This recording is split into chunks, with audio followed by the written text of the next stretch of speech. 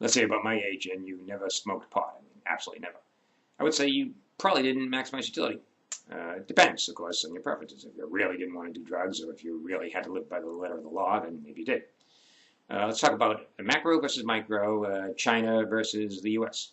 We hear that U.S. Treasury Secretary Timothy Geithner has come back from China, and the Chinese are with us. They're going to play the macro game with us. They're going to stimulate their economy, and they're going to keep buying our treasuries, keeping our economy strong, something like that.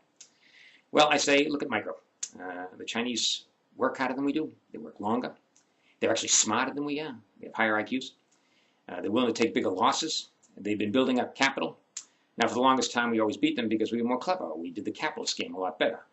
We had lower tax rates, and we had less regulation, we had better rule of law, and we adhered to contracts better, and so on. We had better fiscal and monetary policy, too. But now, it looks like we're no better than the Chinese at any of those. They do contracts better. They adhere to contracts better. They have tighter monetary policy. They're going to beat us to the micro game. You can forget about the macro game. It's not even relevant. Let's bring God into it. Some people say, what would Jesus buy? Or what would Jesus invest in? I think it's ridiculous. I don't think you can allocate economic resources based on the principles of Jesus. Another person on the other side, he says he denounces God, or Richard Dawkins, a scientist. He says to the people, don't believe in God. God probably doesn't exist, he admonishes them.